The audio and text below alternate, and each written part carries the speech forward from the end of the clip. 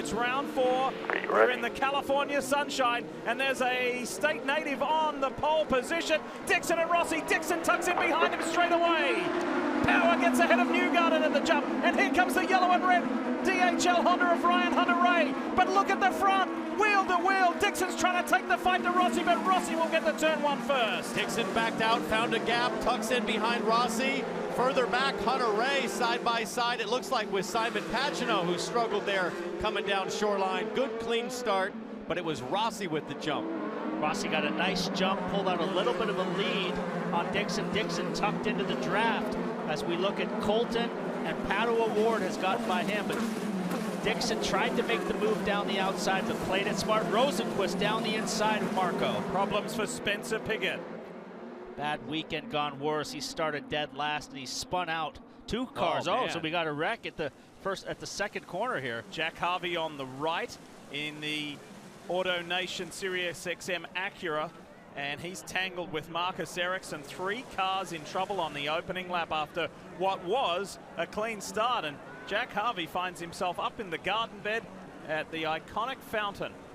That's how you cut the grass, isn't it, Townsend? I'm worried he's going to get a fine from the California Coastal Commission for native vegetation damage. That's, you know, it's one of the unique things here. There's no inside wall there. It's literally just a garden all the way to the fountain.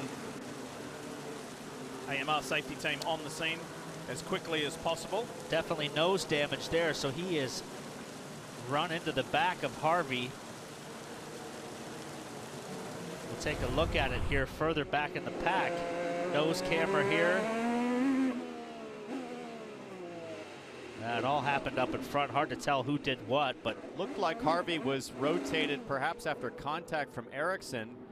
Oh, big hit on Veach. That's like a 405 freeway log jam right there. Happens all day, every day. Edge, let's see, I think that's Ed Jones. That's Spencer Pigot in the 21. Was into the back of Veach. That was the first car we saw stranded. This is Ryan Hunter-Reay. Graham Rahal on the inside. Simon Pagenaud, that's his front wing you can see there. Oh, they touched right there. Maybe some slight damage to Pagenaud's front wing. And here is the start. So Rossi on your right, Dixon on the left in the orange and blue PNC Bank Honda. Good start from Alexander Rossi, and that forced Dixon to tuck into the draft straight away. And I think Rossi was just looking in his mirror. The moment Dixon seemed to decel slightly, Rossi punched it. Dixon had a run. They were side by side, but I think Dixon realized there's a gap to get in front of Will Power. I'll just tuck in. And Paul, as you said in the pre-race, Scott Dixon knows how to score points and stay out of trouble. So while the AMR safety team helped clear up down there at the fountain, we'll duck away to a quick break, come back and hopefully see green. Just before the command was given, Marty actually noticed that the nose was off the 2 of Joseph Newgarden. I checked in with the team, and it sounds like they've been having radio trouble. In fact, trying to swap that radio out literally as he's also firing the engine to get this race started. Since then, I've heard team president Tim Cindric talk to Joseph numerous times. I haven't heard Joseph reply, although they just did one more quick radio check. I heard perhaps a blurb out of him, so maybe there is a little sign of life. Radio issues on the 2, Marty. There's all sorts of electrical issues here in Long Beach. Sebastian Bourdais and Craig Hampson talking about an electrical issue for them. Listen on the radio. Okay, Seb, just to give you an update here, we have apparently some sort of massive electrical difficulty on our timing stand. We have no telemetry, we have no televisions. They are working on trying to get it fixed, but at the moment we are fine. And Lee, you gotta love Bourdais' response. Yeah, let's go have fun and do it old school. And they're doing it up front. We see green here in California, and Dixon's trying to go with Alexander Rossi. They've gapped Will Power big time. He's got a great restart. He's in the draft. Townsend, watch him try to pop the inside. Rossi makes him go the long way, but he's got the nose ahead. Good braking, Alexander Rossi. Went just that little bit deeper. An absolute repeat of the start of the race. Dixon with a run, forced to the outside, but backs off, slots in. Playing it safe early. Big gap on Power already. They have made a great restart. Rossi now starts to edge away by about a couple of car lengths. I think that's interesting that Dixon doesn't feel desperate, like that's his only chance. I wonder if Dixon very, very confident in the pace over the long run of his car. He's probably thinking, you know, the easier way to get by might be on the pit sequence rather than to force a move on the pit track. There's Rob Edwards for Alexander Rossi on the stand, reminding them that overtake, the push-to-pass system, will be active as they come to start-finish. As he said the first time here for Pato O'Ward, he said he is absolutely having a blast racing here at Long Beach. As you see now, Colton Herder trying to make a move on his fellow rookie. Great side by side. That's not. Oh my God! I can't believe they made it. That was respectful, professional, really good driving. They were teammates a year ago in Indy Lights, as Kevin mentioned, and Pato O'Ward left Colton Herder a very generous amount of room at the exit of turn 1. By doing so, here comes Rosenquist on O'Ward. So O'Ward under attack, and Paul, I don't think O'Ward's going to put up for that much longer. He's going to be coming back fighting. This is the first time we've seen him really get muscled around. He's been the little guy that's been muscling some of the veterans, but these two rookies definitely want to get in front, and he's got another run on. Marco's going to get by on the outside right there and go the long way, so maybe O'Ward's got an issue. Yeah, he's in trouble for sure. You don't see him go backwards that quickly. And you see him coming down pit road, guys. Roger Penske on the radio when he saw everyone else pitting, use the push to pass as much as you can. And Will Power here, they are going to scuff these, put on scuff tires, and we have a car off. It's Ferrucci who is off the racetrack. Will Power pitting at a very opportune time, and it looks like he stalled it. So Power leaving pit road with fresh tires. We'll see how the cycle's out, guys. He's definitely stalled because the number on the side is not green, it's red. So he is stalled, and this is the danger zone for the guys that haven't pitted now. If this goes yellow, like Newgarden and Pagenaud, they are in deep trouble if they throw a yellow. That's down at the end of the front straight. The runoff down at turn 1. Hey, Paul, by the way, Pagenaud did pit, so he's one of those that just got in. Well, no yellow flag yet. Only a local yellow. We've seen this in the past. Last race at Barber, race control left the pits open and the track green with just a local yellow until everybody would have a chance to pit. And there you see it. Newgarden's in. He's safe now. And when the leaders pitted ahead of him, the team telling Joseph Newgarden to push it, to use overtake. They wanted to maximize those last couple of laps. They have put on those black Firestone tires, Speedway fuel, and he's off. Oh, look at this. Will Power on Scott Dixon.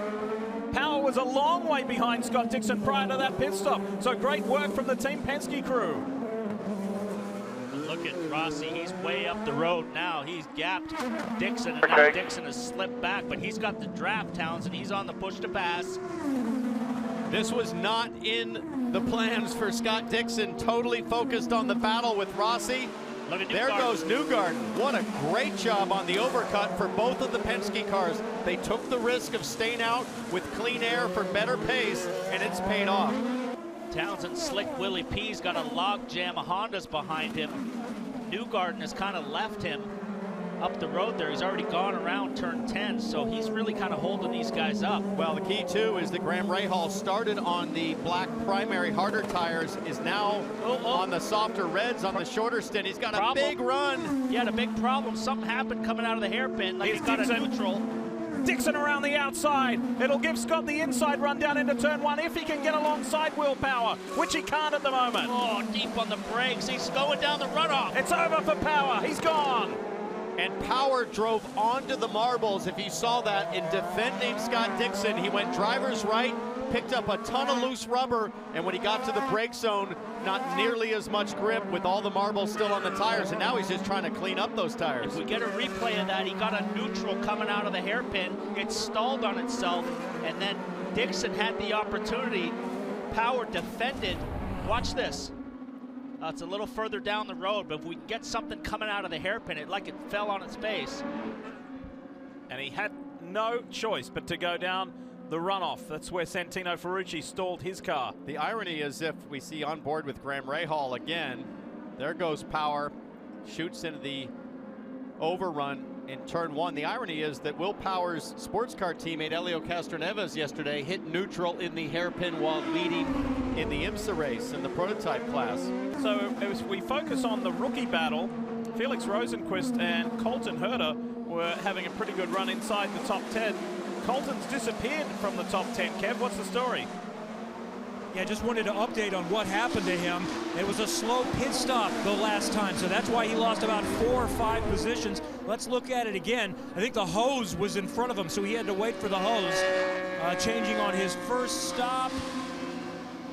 Still not ready to go yet. A little bit slow on the left front. Yeah, and he had to stop it because the hose wasn't clear yet. So that was smart because he avoided a penalty but then stalled it there. So he lost a good 5 or 6 seconds. Now on the positive side, Brian Barnhart just said, you're about a second a lap faster than all those right in front of you. So keep an eye on Colton Herder, who's already picked up 1 spot since this pit exchange, trying to get some more back. This guy forgot to throw the air gun around the car, and he went for the wing change, and then Colton Herder was ready to go and saw the hose there and stalled it. In that situation, you really have to bail out on getting the turn of wing in and focus on a short pit stop. You can't afford to lose that much track position in a race where we're 37 laps in. We had a yellow at the start, but effectively no other in-race yellows other than the opening lap. Yeah, and it really hasn't been the start to the season Mac Chilton would have hoped for, but yet when I talked to him ahead of today's race, he told me that driving-wise, he feels like he's doing the best he ever has in an IndyCar. He's really getting into a rhythm for the race, but they just had trouble the last couple of weeks. Last week it was contact with Tony Kanaan before that run out of fuel, and now it looks like Herder is headed to pit road. Contact on the left front wing for Colton Herder. Don't know if that was car to car. Herder was running around Sebastian Bourdais. That's big contact. That's left rear suspension's damaged as well. Big kink to the left rear back here. What has happened to Colton Herder? Has he slapped the wall in turn 9 maybe? He might have got into the tires at turn 9 and ripped the front wing apart, because that's kind of odd damage. There's no tire marks on the front there, so left front suspension, Paul, is also kinked right there. So he got into a wall and potentially tires. There's a lot of damage to that 88 car. It's going to pretty much end his day here with suspension damage, front and rear. But let's take a look. Turn 9, wide, sideways, banged the wall pretty hard. Wow. So he got loose coming off the curbs in turn 9, and it stepped out and overcorrected. Turn it off. Almost looked like it ripped the steering wheel out of his hands. We've seen that. Remember, that section of the track is where all of that rubber from drifting has built up and caked up. Wouldn't surprise me as he corrected and the car kicked back, that it ripped the wheel out of his hands. He had that happen last year in the lights race, remember, in Toronto, where it stepped out on him, he grabbed it, and he ended up getting in the wall. The same kind of accident, it broke his wrist last year in Toronto. So you see here, it snaps sideways, he corrects, and it goes in right on the front wheel. You don't get your hands off the wheel, Townsend, you can easily break your wrist when that front tire hits the wall. He broke his wrist in Indy Lights last year, midway through his season, and really struggled, still raced with it damaged. And it looks like he's having a hard time with his right hand almost, getting his helmet off. I don't know if it's fatigue. One-handing it on there, so. What a shame for the youngest ever winner in IndyCar. His first run on the streets of Long Beach in any car in a proper race has come to a premature end. So both Rahal, Letterman, Lanigan Hondas serviced and sent for what should be the final time with 30 laps to go. We heard Rossi's guys say they were going to come in early, and he has not come. So if it goes yellow, he is effectively slitting his own throat. He's okay. Rossi's on pit lane. Rossi caught traffic. Rob Edwards said pit now. They are safe. They just need a clean stop, Kevin.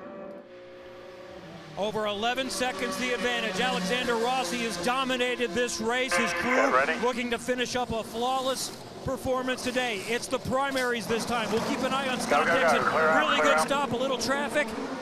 And now Scott Dixon comes down to you, Marty. Yeah, coming into his stall a moment ago, Sebastian Bourdais, they went with primary tires. So again, a mixed bag down here on pit road. Dixon, though, you heard the team mention it a moment ago, they have that set of sticker red tires, one of the few on pit road that has sticker red tires for this final stop. And they can't get the fuel to plug in on Scott Dixon's stop. They could not get the fuel to lock up into the Buckeye. They finally get it full, but that is a long stop for Scott Dixon. 18 plus seconds. That'll kill their track position. He's going to lose a few spots on that, so that's going to push him back to 5th or 6th. This is going to be beneficial for Graham Rahal. Rahal may find the podium after that 18.5-second pit stop for the PNC Bank Honda crew. What could possibly have happened to Dixon there where the fuel didn't flow? Dead man valve? Dead man valve might have not been open, as we see Newgarden now comes to the pits. And he had inherited the lead after Alexander Rossi came to pit road, and it is going to be scuffed black Firestone tires for Joseph Newgarden, who has a clear out on pit road.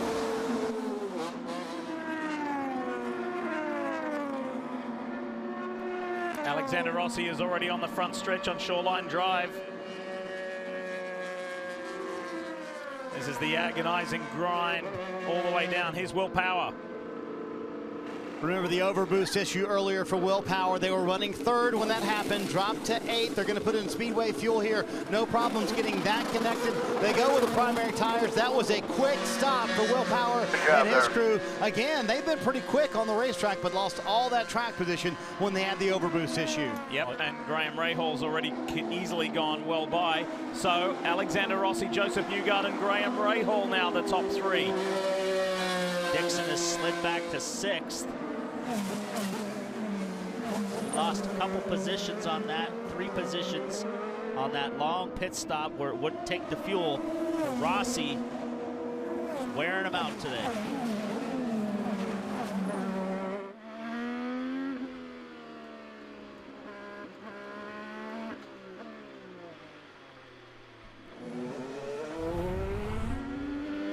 Just past me now in pit lane. Just a few moments ago on Marcus Ericsson. Down Shoreline Drive into 1. Yeah, I feel you, Rossi. Ericsson already 1 lap down.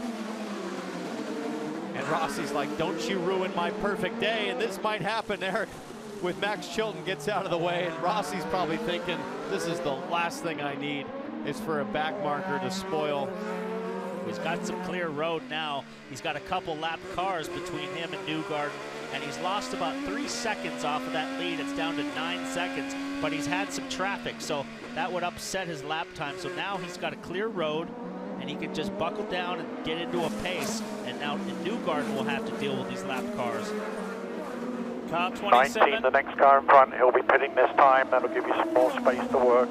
Plus 10 the Joseph still. That's the voice of Rob Edwards, race strategist. So 27 laps to go for car 27 on what has been a monster day. Alexander Rossi is coming to complete another lap, which means he will have led 54 of today's laps run. Well, Kevin, last week's race at Barber Motorsports Park could prove to be a pivotal weekend for Joseph Newgarden and that 2-team Penske team. Why? They did not have a good race car. He said it was uncomfortable to drive, inconsistent. They never got a good feel for it. He qualified 16th, yet the team continued to work at it. And then Tim Cindric calling a great strategy, and he came away with a 4th place result. He said it was excellent to ring that out after a tough weekend. They really maximized their result, Marty, and when you look at the big picture standings, 4 straight top 4 finishes to start the season for Joseph Newgarden.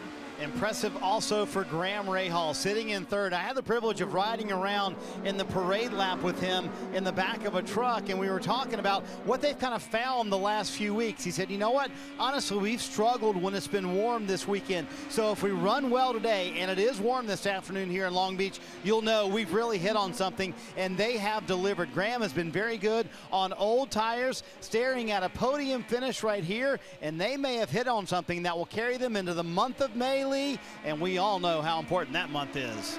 What a change in fortune, swing in momentum. Made some off-season changes within the organization, and it's paying off. And I think this will be a great battle here with 5 laps to go, because Hunter Ray, I think, has saved enough fuel now to where he can start to push. He was on push to pass. Rahal was on push to pass, answering Hunter Ray, but Hunter Ray right now has 40 more seconds, 39 to be precise, 39 more seconds for Hunter Ray on the button than Rahal.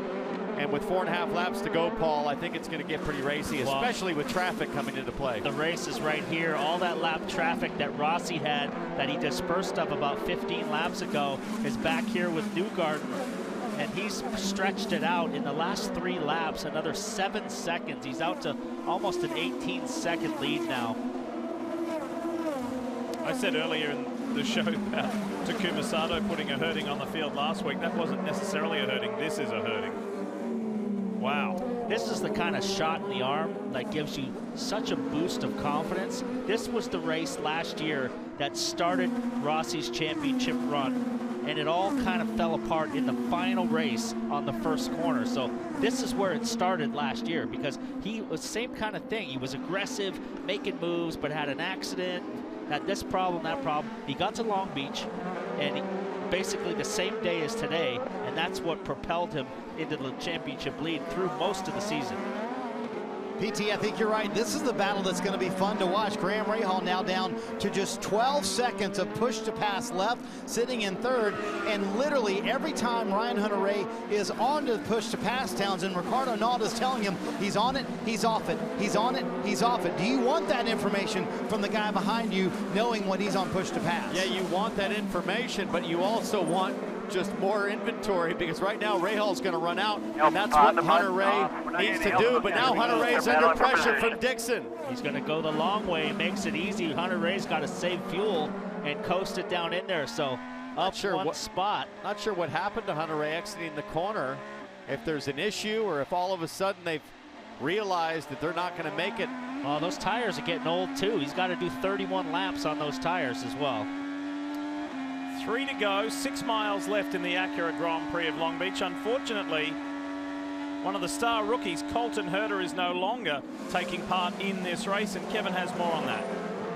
And we tried to talk to Colton a little while ago, and understandably needed a little moment.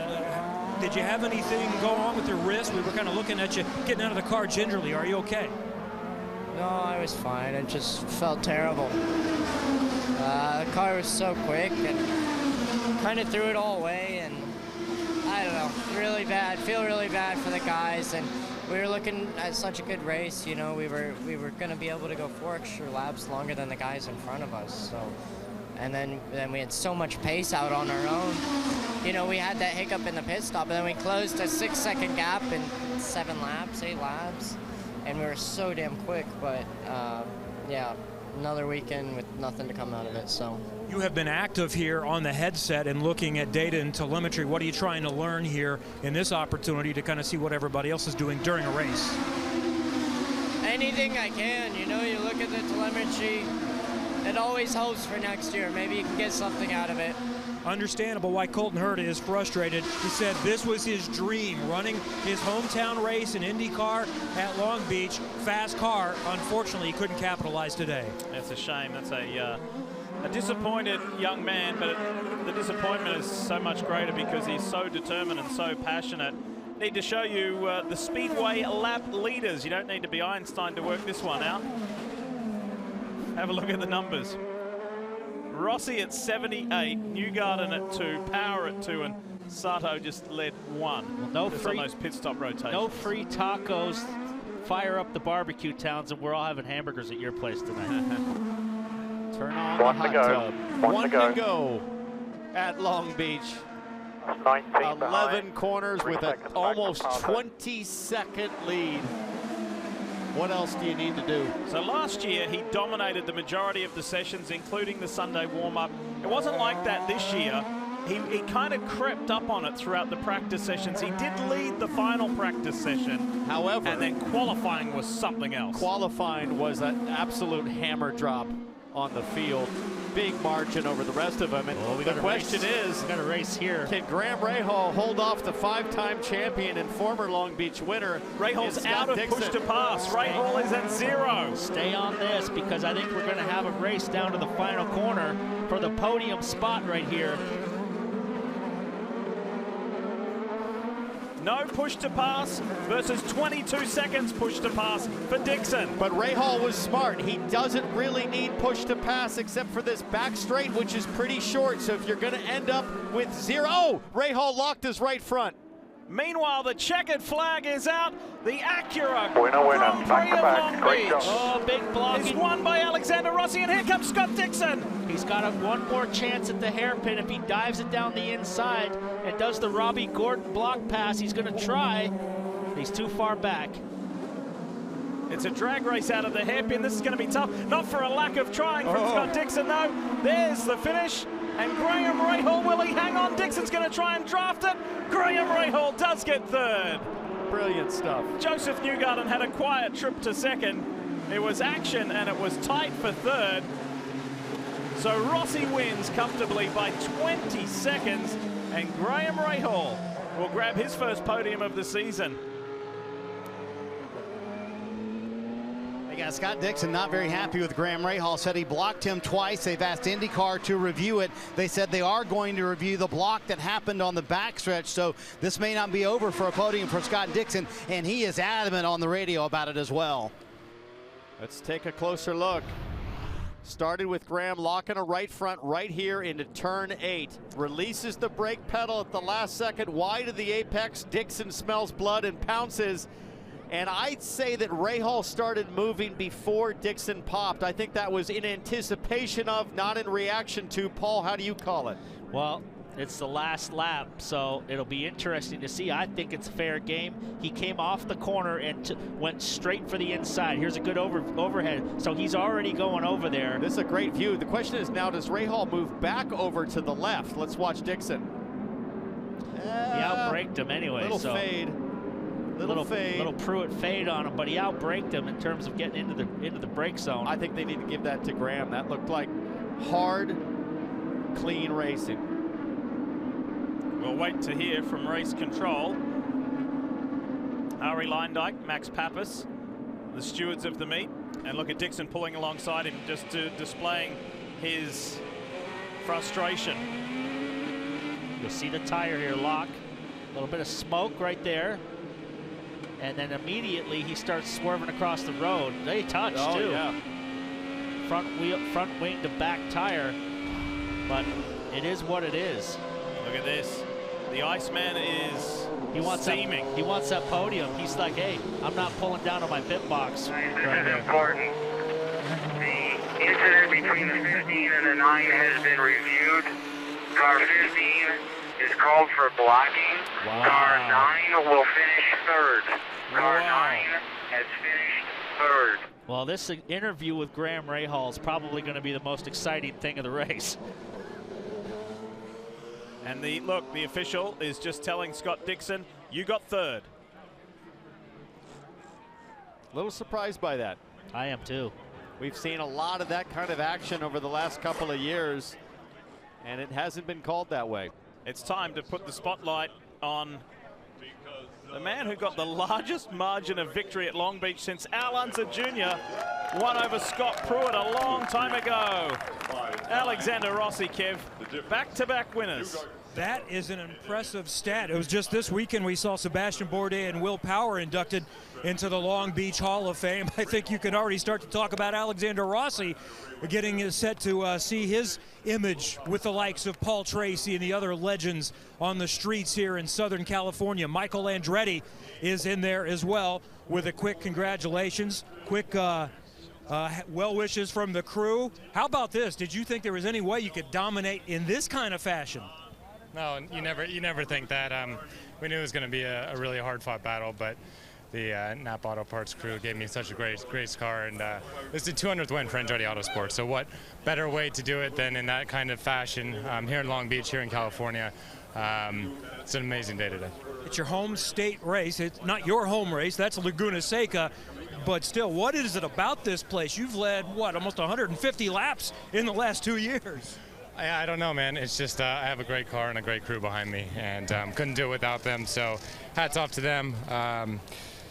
This is a special one. I just found out my grandfather died yesterday, so I wanted to dedicate this one to him, and obviously Michael for win number 200. So. Very emotional win for Alexander Rossi. Last year's championship runner-up is up to second in points in 2019. Watch the IndyCar Grand Prix Saturday, May 11th at 3 p.m. on NBC.